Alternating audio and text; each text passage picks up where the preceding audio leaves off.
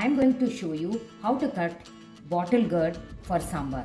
This is a bottle gourd which I have taken, washed nicely. The first thing we are going to do is cut the edges of the bottle gourd like this, the stalk part, and then discard it.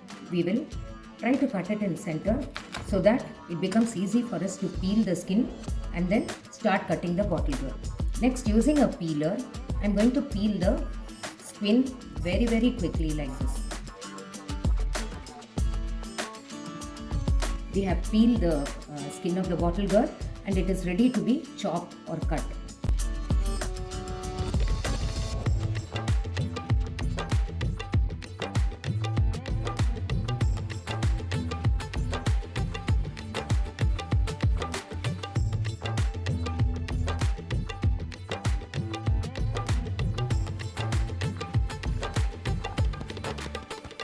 These bottle gourd pieces are ready to be used for the sambar.